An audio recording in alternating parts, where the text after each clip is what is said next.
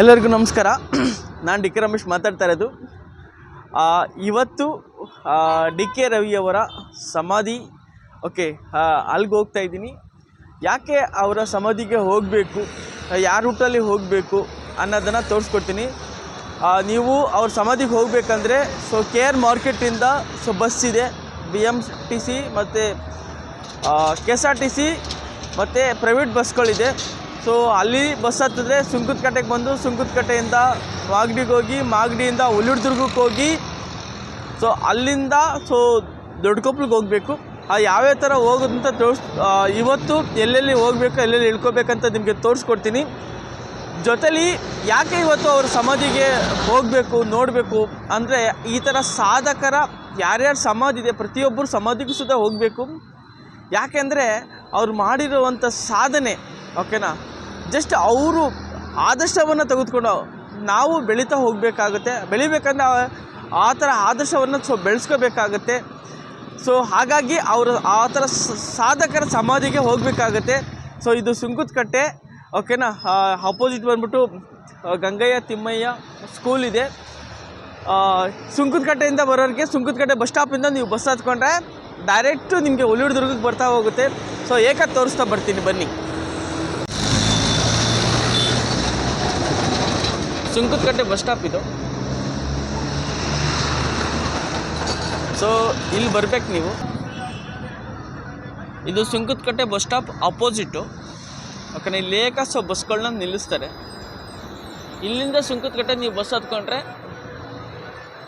ಈ ಸ್ಟಾಪಲ್ಲಿ ಡೈರೆಕ್ಟು ನಿಮಗೆ ಇಲ್ಲಿಂದ ಮಾಗಡಿ ಬಿಟ್ಟಾದ್ಮೇಲೆ ಹುಲಿದುರ್ಗ ಇಲ್ಲಿ ಬಂದು ಬಸ್ ಹತ್ಬೇಕಾಗತ್ತೆ ಸ್ನೇಹಿತರೆ. ಸುಂಕದಕಟ್ಟೆಯಿಂದ ಬತ್ತಿದ್ರೆ ಇದು ಮಾಗಡಿ ಬಸ್ ಸ್ಟ್ಯಾಂಡು. ಒಳಗಡೆ ಹೋದರೆ ಮಾಗಡಿ ಬಸ್ ಸ್ಟ್ಯಾಂಡು. ಇದು ಬಂದ್ಬಿಟ್ಟು ಬೆಂಗಳೂರಿಂದ ಬರೋ ಬಸ್ಸು.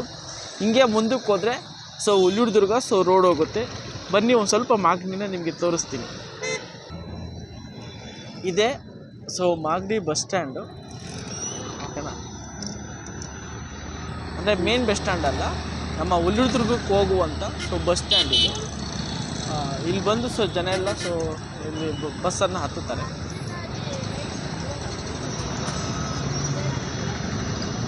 ಮುಂಚೆ ಟ್ರೇಟ್ ಇತ್ತು, ಟ್ರೇಟನ್ನು ಈಗ ಒಡೆದಾಗ್ತಾ ಇದ್ದಾರೆ.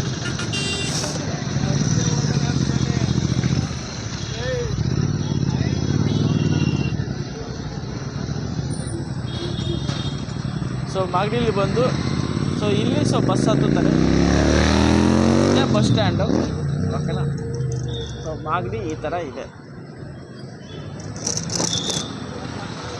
ನೆಕ್ಸ್ಟು ನಿಮಗೆ ನಮ್ಮ ಹುಲಿದುರ್ಗವನ್ನು ತೋರಿಸ್ತೀನಿ, ಬಸ್ ಸ್ಟ್ಯಾಂಡನ್ನು. ನೆಕ್ಸ್ಟು ನಿಮಗೆ ಹುಲಿದುರ್ಗ ಬಸ್ ಸ್ಟ್ಯಾಂಡನ್ನು ತೋರಿಸ್ತೀನಿ. ಅದಾದಮೇಲೆ ಕೃಷ್ಣಪ್ಪನ ಕೊಪ್ಪಲು ಅಂತ ಬರುತ್ತೆ, ಅಲ್ಲಿ ತಿರ್ಕೋಬೇಕಾಗತ್ತೆ. ಅದನ್ನು ನಿಮಗೆ ತೋರಿಸ್ತಾ ಹೋಗ್ತೀನಿ ಬನ್ನಿ.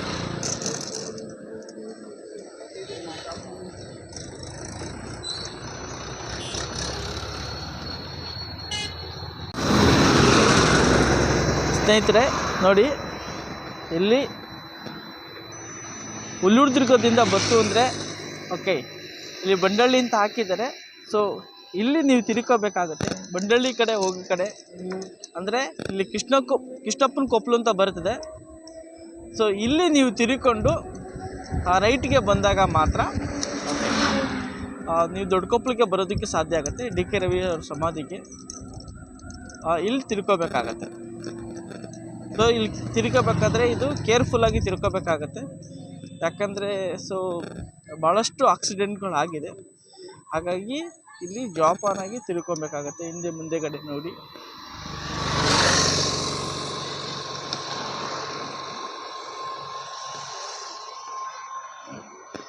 ಇಲ್ಲಿ ತಿರ್ಕೋಬೇಕಾಗತ್ತೆ. ಇಲ್ಲೆಲ್ಲ ಹಾಕಿದ್ದಾರೆ.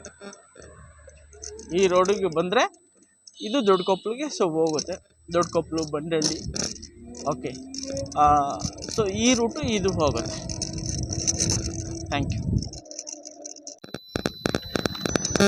ಸ್ನೇಹಿತರೆ. ಇದೆ ಡಿ ಕೆ ರವಿಯವರ ಊರು ಮತ್ತು ಅವ್ರ ಮನೆ. ಇದು ಎಂಟ್ರೆನ್ಸಲ್ಲೇ ಬಂದಿದ್ದ ತಕ್ಷಣ ಸಿಗುತ್ತೆ. ನ್ಯಾಯಬೆಲೆ ಅಂಗಡಿ ಅವ್ರಿಗಾಗಿದೆ.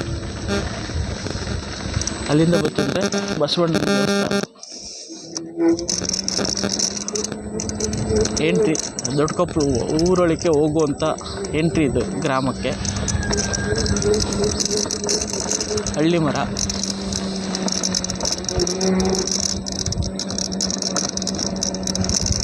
ಓಕೆ ನೋಡಿ ಇಲ್ಲಿ ಊರಿನ ಕಟ್ಟೆ ಇದು.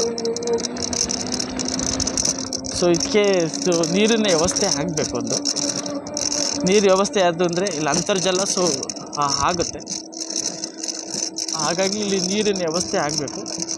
ಹಿಂಗೆ ರೋಡಲ್ಲಿ ಹೋಯ್ತು ಅಂದರೆ ಇದು ಬಂಡಳಿಗೆ ಹೋಗುತ್ತೆ. ನೋಡ್ತಾ ಬನ್ನಿ.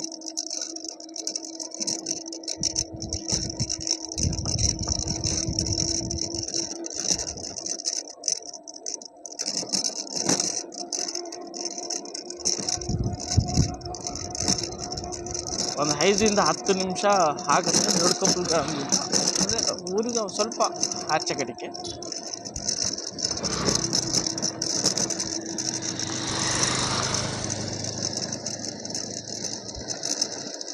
ನೋಡಿ DK ರವಿಯವರ ಸಮಾಧಿ.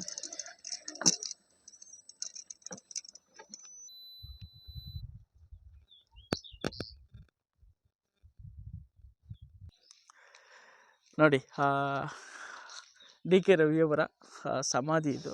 ಒಳಗಡೆ ಎಲ್ಲ ಅಮ್ಮ ಇದ್ದಾರೆ. ಅಮ್ಮನ ಸಿಕ್ಕಿದ್ದಾರೆ ಇವತ್ತು. ಲಾಸ್ಟಲ್ಲಿ ಮಾತಾಡ್ಸ್ತೀನಿ ಅಮ್ಮನ. ನೋಡಿ ಯಾವ ಥರ ಬಂದಿದೆ ಅಂತ ನೋಡಿ.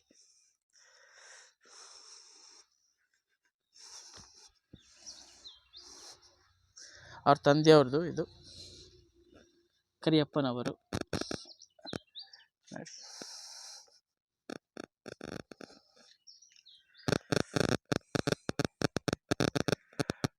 ತುಂಬಾ ಖುಷಿ ಆಗುತ್ತೆ. ಯಾಕೆ ಓಕೆ ಈ ಥರ ಸಾಧಕರದನ್ನು ನಾವು ಆದರ್ಶವಾಗಿ ತಗೋಬೇಕು. ಈ ಥರ ಸಾಧಕರನ್ನ ಯಾಕೆ ಬಂದು ನಾವು ನೋಡಬೇಕು ಅಂದರೆ, ಬಹಳಷ್ಟು ಜನಗಳಿಗೆ ನಾವು ಮಾಡುವಂಥ ಕಷ್ಟ ಎಲ್ಲರಿಗೂ ಇರುತ್ತೆ. ಅಂದರೆ ಶ್ರೀಮಂತರಿಗೂ ಕಷ್ಟ ಇರುತ್ತೆ, ಬಡವ್ರಿಗೂ ಕಷ್ಟ ಇರುತ್ತೆ. ಕಷ್ಟ ಅನ್ನೋದು ಪ್ರತಿಯೊಬ್ಬರಿಗೂ ಇರುತ್ತೆ. ಬಟ್ ಆದರೆ ನಾವು ಮಾಡುವಂಥ ಕೆಲಸ ಓಕೆ ಅದು ಸಾಧನೆಯತ್ತ ಇರಬೇಕಾಗುತ್ತೆ. ಆವಾಗ ಮಾತ್ರ ಹುಟ್ಟೋದು ಒಂದಿನ, ಸಾಯೋದು ಒಂದಿನ. ಆದರೆ ಹುಟ್ಟು ಸಾವಿನ ಮಧ್ಯೆ ನಾವು ಏನನ್ನು ಸಾಧಿಸ್ತೀವಿ ಅದು ನಮ್ಮ ಜೀವನದ ಚರಿತ್ರೆಯಾಗುತ್ತೆ. ಓಕೆ ಇವತ್ತು DK ರವಿ ಪ್ರತಿಯೊಬ್ಬರಿಗೂ ಸ್ಫೂರ್ತಿ ಮತ್ತು ಆದರ್ಶ. ಯಾಕೆ ಅವರು ಸ್ವಲ್ಪ ಸಮಯ ಕೆಲಸ ಮಾಡಿದ್ರೂ ಇವತ್ತು ಅವ್ರನ್ನ ಆದರ್ಶವಾಗಿ ತೆಗೆದುಕೊಳ್ತಾರೆ ಅಂದರೆ ಅವ್ರು ಮಾಡಿರುವಂಥ ಕೆಲಸಗಳು. ಕೆಲಸಗಳನ್ನ ನಾವು ಯಾವಾಗಲೂ ಆದರ್ಶವಾಗಿ ತಗೋಬೇಕು. ಬಡತನ ಅಂತ ಎಲ್ಲರಿಗೂ ಇರುತ್ತೆ. ಬಟ್ ಅದ್ರ ವಹಿಸ್ಬಿಟ್ಟು ನಾವು ಮುಂದೆ ಬರೋದಕ್ಕೆ ಏನು ಮಾಡಬೇಕು ಅದನ್ನು ಮಾತ್ರ ಮಾಡಿದಾಗ ಮಾತ್ರ ನಾವು ಜೀವನದಲ್ಲಿ ಏನಾದರೂ ಸಾಧನೆ ಮಾಡೋದಕ್ಕೆ ಸಾಧ್ಯ ಆಗುತ್ತೆ. ಇವತ್ತು ನಮ್ಮ ಅಣ್ಣ ಅಂತಲೇ ಹೇಳೋದಕ್ಕೆ ನನಗೆ ತುಂಬಾ ಖುಷಿ ಆಗುತ್ತೆ. ಯಾಕಂದರೆ ನನಗೆ ಸ್ಫೂರ್ತಿದಾಯಕ ಇವರೇ. ಅಂದರೆ ಯಾರು ಒಬ್ರಿಗೆ ಸ್ಫೂರ್ತಿ ಆಗಬೇಕು. ನಾವು ತುಂಬ ಹತ್ರದಿಂದ ನೋಡಿರೋ ನಮ್ಮೂರೇ ಈ ಥರ ಸಾಧನೆ ಮಾಡಿದ್ದೇ ಬೇಕಾದ್ರೆ. ಅಂದರೆ ಯಾವುದೇ ನಾವು ವೃತ್ತಿನ ತೆಗೆದುಕೊಳ್ಳಿ, ಅದೇ ಕೆಲಸದಲ್ಲಿ ನಾವು ಸಾಧನೆಯನ್ನು ಮಾಡಿದಾಗ ಮಾತ್ರ ನಮ್ಮನ್ನು ಜನ ನೆನ್ಪಿಟ್ಕೊಳ್ತಾರೆ. ಅವ್ರು ಮಾಡಿರುವಂಥ ಕೆಲಸ. ಇವತ್ತು ಕೋಲಾರದಲ್ಲಿ ಓಕೆನಾ ರಿಜಿಸ್ಟ್ರ್ಗಳು ಆಗ್ತಾಯಿರಲಿಲ್ಲ. ಓಕೆನಾ ಎಲ್ಲರಿಗೂ ರಿಜಿಸ್ಟ್ರ್ ಆಗೋ ಥರ ಮಾಡಿದ್ರು. ಆಮೇಲೆ ಭೂ ಮಾಫಿಯಾ ಅಂದರೆ ಭೂ ಮಾಫಿಯಾ ವಿರುದ್ಧ ಹೋರಾಡಿದ್ರು. ಆಮೇಲೆ ರೋಡ್ಗಳು ಸರಿಯಾಗಿ ಮಾಡ್ತಿರಲಿಲ್ಲ, ಕಳಪೆ ಕಾಮಗಾರಿ ಮಾಡ್ತಿದ್ರು. ಅದ್ರ ಬಗ್ಗೆ ಮಾತಾಡಿ, ಕಳಪೆ ಕಾಮಗಾರಿಗಳ ಬಗ್ಗೆ ಮಾತಾಡಿ ಒಳ್ಳೆ ಕೆಲಸಗಳನ್ನು ಮಾಡಿಸಿದ್ರು. ಅಂದರೆ ಅದಕ್ಕೆಲ್ಲ ಧೈರ್ಯ ಅನ್ನೋದು ಬೇಕಾಗುತ್ತೆ. ಆ ಧೈರ್ಯ ಇದ್ದಿದ್ದಕ್ಕೆ ಅವತ್ತು ಇಷ್ಟು ಸಾಧನೆ ಮಾಡಿದ್ದಾರೆ. ಜೊತೆಗೆ ತೆರಿಗೆ ಕಳ್ಳರ ವಿರುದ್ಧ ನಿಜವಾಗ್ಲೂ ಅದೊಂದು ದೊಡ್ಡ ಮಟ್ಟದಲ್ಲಿ ಕ್ರಾಂತಿ ಆಗ್ತಿತ್ತು. ಓಕೆ ಆ ಥರ ಒಂದು ಸಾಧನೆಯನ್ನು ಮಾಡಿದ್ದಾರೆ. ತುಂಬಾ ಖುಷಿ ಆಗುತ್ತೆ. ಈ ಥರ ನಾವು ಒಂದು ಸ್ಫೂರ್ತಿದಾಯಕವಾಗಿ ಹೆಜ್ಜೆಗಳನ್ನ ಇಡಬೇಕಾಗತ್ತೆ. ಆವಾಗ ಮಾತ್ರ ನಾವು ಜೀವನದಲ್ಲಿ ಏನಾದ್ರು ಸಾಧನೆಯನ್ನು ಮಾಡಬೇಕಾಗತ್ತೆ. ಸ್ನೇಹಿತರೆ ನಮಸ್ಕಾರ. ಇಲ್ಲಿ ಸಮಾಧಿ ಹತ್ರ ಬಂದಿದ್ದೆ. ಅವರು DK ರವಿಯವರು ಅಮ್ಮವರು ಬಂದಿದ್ದಾರೆ. ಅವರ ಮಾತಾಡ್ಸೋಣ, ಅವ್ರ ಮಗ ಯಾವ ಥರ ಓದಿಸಿದ್ರು, ಯಾವ ಥರ ಅಚೀವ್ಮೆಂಟನ್ನು ಮಾಡಿದ್ರು, ಯಾವ ಥರ ಸಾಧನೆಯನ್ನು ಮಾಡಿದ್ದಾರೆ ಅಂತ. ಯಾಕಂದರೆ ಎಲ್ಲರಿಗೂ ಒಂದು ಸ್ಫೂರ್ತಿದಾಯಕವಾಗಲಿ. ಅಮ್ಮ ಮಾತಾಡಿ ಅಮ್ಮ, ನಿಮ್ಮ ಮಗರ ಬಗ್ಗೆ ಅಮ್ಮ. ಏನು ಮಾತಾಡೋಣಪ್ಪ, ನಾನು ಎಲ್ಲ ಕಷ್ಟನೂ ಬಿದ್ದೆ, ಅಣಸು ತೊಳೆ ಮಾರಿದೆ, ಕೋಳಿ ಮೊಟ್ಟೆ ಮಾರಿದೆ, ಬೆಣ್ಣೆ ಮಾರಿದೆ, ಸೊಪ್ಪು ಸೆದೆ ಎಲ್ಲಾನು ಕೂದಿ ಮಾರಿ ಓದಿಸ್ದೆ. ನನ್ನ ಮಗ ಕಾಲಿಗೆ ಎಕ್ಕಡ ಇಲ್ಲದೆ ಹನುಮಂತನಳ್ಳಿಗೆ ಹೋಗಿ ಓದ್ಕೊ ಬಂದ. ಇವತ್ತು ನನಗೇನು ಪರಿಸ್ಥಿತಿ ಕೊಟ್ಟರು, ಎಲ್ಲ ಸೇರಿ ನನಗೇನು ಪರಿಸ್ಥಿತಿ ಕೊಟ್ಟರು. ಏನು ಇವತ್ತು ಎಲ್ಲ ಮಾತಾಡು ಮಾತಾಡು ಅಂತಾರೆ, ಮಾತಾಡಿದ್ರೆ ದುಃಖನೇ ಹೊರ್ತು ಸುಖ ಏನಿಲ್ಲ. ದುಃಖನೇ ಜಾಸ್ತಿ ಆಯ್ತದೆ ಮಾತು. ನಾನು ಹೇಳೋದಿಷ್ಟೇ, ಪ್ರತಿಯೊಬ್ಬರು ಸುಧಾ ಇವರ ಆದರ್ಶವನ್ನು ತೆಗೆದುಕೊಳ್ಳಿ. ಓಕೆ, ಬಡವರಾಗಿ ಪ್ರತಿಯೊಬ್ಬರು ಸುಧಾ ಹುಡ್ತೀವಿ, ಆದರೆ ನಮ್ಮ ಗುರಿ ದೊಡ್ಡದಾಗಿರಬೇಕು. ನಾವು ಮಾಡುವ ಕೆಲಸದಲ್ಲಿ ಅತ್ಯುತ್ತಮವಾಗಿರಬೇಕು. ಸಾಧನೆಯ ಶಿಖರಕ್ಕೆ ಏರ್ಬೇಕಂದ್ರೆ ಓಕೆ, ರಿಸ್ಕ್ ಅನ್ನೋದು ತುಂಬ ಬಂದೇ ಬರ್ತದೆ. ರಿಸ್ಕ್ ಇಲ್ದೇ ಜಗತ್ತಲ್ಲಿ ಯಾವ ಕೆಲಸನೂ ಆಗೋದಿಲ್ಲ. ಯಾರು ರಿಸ್ಕ್ ತೊಗೊಳಕ್ಕೆ ರೆಡಿ ಇರ್ತೀರಾ ಅವ್ರು ಮಾತ್ರ ಜೀವನದಲ್ಲಿ ಏನಾದರೂ ಸಾಧನೆ ಮಾಡೋದಕ್ಕೆ ಸಾಧ್ಯ ಆಗುತ್ತೆ. ಆ ಥರ ಓಕೆ, ಈ ಥರ ಸಾಧನೆ ಮಾಡಿರುವಂಥ ಓಕೆ ಪ್ಲೇಸ್ಗೆ ಬನ್ನಿ. ಓಕೆ, ಆದರ್ಶವಾಗಿ ತೆಗೆದುಕೊಳ್ಳಿ. ಅವ್ರು ಏನು ಈ ಲೆವೆಲ್ ಬೆಳೆಯೋದಕ್ಕೆ ಗ್ರೌಂಡ್ ಲೆವೆಲಿಂದ ಏನೆಲ್ಲ ವರ್ಕನ್ನು ಮಾಡಿದ್ದಾರೆ, ಅವ್ರ ಸಾಧನೆ ಮಾತ್ರ ನೋಡ್ತೀರಾ. ಅವ್ರು ಏನು ಕಷ್ಟ ಬಿದ್ದಿದ್ದಾರೆ, ಎಷ್ಟು ದಿನ ಹಸ್ಕೊಂಡಿದ್ದಾರೆ, ಯಾವ ಥರ ಎಲ್ಲ ಫೈಟ್ ಮಾಡಿದ್ದಾರೆ. ಈ ಥರ ಎಲ್ಲ ನೀವು ರಿಸ್ಕ್ ತಗೊಂಡಾಗ ಮಾತ್ರ ಜೀವನದಲ್ಲಿ ಏನಾದ್ರು ಸಾಧನೆ ಮಾಡೋದಕ್ಕಾಗತ್ತೆ. ಸೊ ಆ ರಿಸ್ಕ್ ತೊಗೊಳ್ಳಿಲ್ಲ ಅಂದರೆ ಲೈಫಲ್ಲಿ ನಾವು ಹೇಗೆ ಬಂದ್ವಿ ಹಾಗೆ ಹೊಂಟೋಗ್ಬಿಡ್ತೀವಿ. ಬಟ್ ಆದರೆ ಜೀವನದಲ್ಲಿ ರಿಸ್ಕ್ ತೆಗೆದುಕೊಂಡಾಗ ಓಕೆ, ಅವರ ಸ್ಫೂರ್ತಿಯನ್ನು ತೆಗೆದುಕೊಂಡಾಗ ಓಕೆ, ಅವ್ರೇನು ಸ್ಟ್ರಗಲನ್ನು ಬಿದ್ದರು ಆ ಸ್ಟ್ರಗಲ್ ನಾವು ಬೀಳೋಕ್ಕೆ ರೆಡಿ ಇದ್ದಾಗ ಇದೇ ಥರ ಸಾಧನೆ ನಮ್ಮದು ಸುಧಾ ಆಗುತ್ತೆ. ಹಾಗಾಗಿ ಯಾರೇ ಸಾಧಕರಿರಲಿ, ಕುವೆಂಪು, ದ.ರಾ ಬೇಂದ್ರೆ, ಸುಭಾಷ್ ಚಂದ್ರ ಬೋಸ್, ಈ ಥರ ದೊಡ್ಡ ದೊಡ್ಡ ಸಾಧಕರನ್ನು ನೀವು ಆದರ್ಶವಾಗಿ ತೆಗೆದುಕೊಂಡು ಅವ್ರು ಏನು ಎಫೋರ್ಟ್ ಹಾಕಿದ್ದಾರೆ, ನಿಮ್ಮ ಕೆಲಸದಲ್ಲಿ ಅದೇ ಎಫೋರ್ಟನ್ನು ಹಾಕಿದ್ರೆ ಆ ರಿಸಲ್ಟ್ ನಿಮಗೆ ಸಿಗ್ತಾ ಹೋಗುತ್ತೆ. ಎಲ್ಲರಿಗೂ Sudha all the best. Okay, ಇದೊಂದು ಬ್ಲಾಗ್ ಮಾಡಬೇಕಂತ ತುಂಬ ದಿನದಿಂದ ಅನಿಸ್ತಾ ಇತ್ತು. ಇದೊಂದು ವಿಡಿಯೋ ಮಾಡಿದ್ದೀನಿ. ಪ್ರತಿಯೊಬ್ಬರು ಸುಧಾ ಬನ್ನಿ. ಓಕೆನಾ, ಈ ಥರ ಸಾಧಕರನ್ನು ನೋಡಿ ಅವ್ರು ಏನು ಸಾಧನೆ ಮಾಡಿದ್ದಾರೆ, ಆ ಸಾಧನೆ ಮಾಡೋದಕ್ಕೆ ಏನೆಲ್ಲ ಎಫೋರ್ಟ್ ಹಾಕಿದ್ದಾರೆ, ಆ ಎಫೋರ್ಟ್ ಹಾಕಿದ್ರೆ ನಿಮಗೂ ಸಿಗುತ್ತೆ ಅಂತ ಹೇಳ್ತಾ ನನ್ನ ಮಾತನ್ನು ಮುಗಿಸ್ತಾ ಇದ್ದೀನಿ. ಜೈ ಹಿಂದ್, ಜೈ ಕರ್ನಾಟಕ ಮಾತೆ.